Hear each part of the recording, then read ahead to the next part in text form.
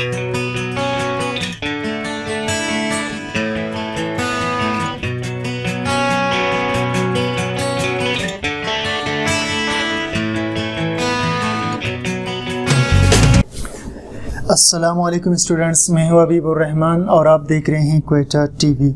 Students, alcohols, phenols और ethers में आज हम लेक्चर नंबर 15 को डिस्कस करेंगे और इसमें पढ़ेंगे difference between alcohols and phenols, कि अल्कोहल्स में और फिनोल्स में क्या फ़र्क है, इसे हम डिस्कस करेंगे। तो चलिए जी स्टार्ट करते हैं। Hydroxyl group is bonded to an alkyl group. Alcohols के अंदर जो OH ग्रुप होता था वो किसी अल्काइल ग्रुप से यानी मिथाइल, इथाइल, प्रोपाइल, ब्यूटाइल से जुड़ा होता था।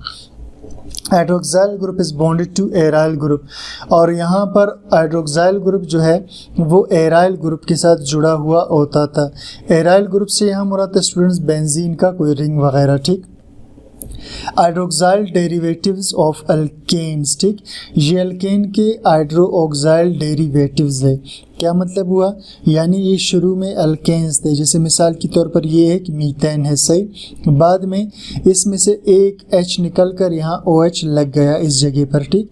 तो ये डेरिवेटिव का मतलब होता है बनने वाले, ठीक। तो हाइड्रोक्साइल डेरिवेटिव्स है अल्केन से, यानी अल्केन से OH लगने के बाद कुछ नई चीज़ें बनने वाले हैं।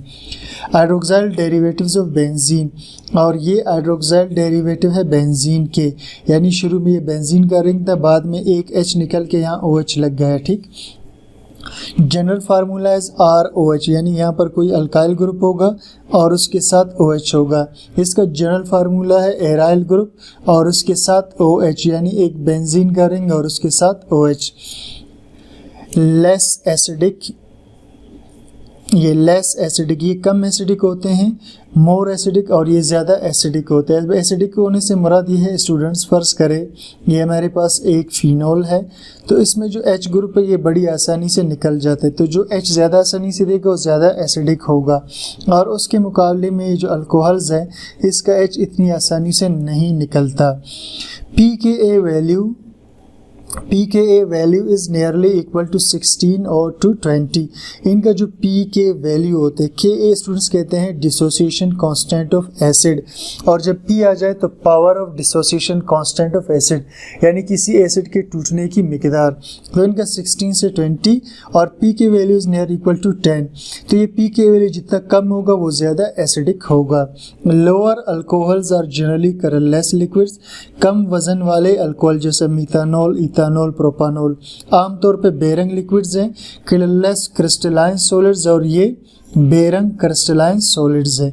तो स्टूडेंट्स, ये था आज का हमारा लेक्चर। उम्मीद करता हूँ आपको समझ में आ गया है। कोई चीज़ क्लियर ना हो कमेंट सेक्शन में ज़रूर बता दीजिए। चैनल को सब्सक्राइब, लाइक, शेयर कीजिए। Thank you for watching.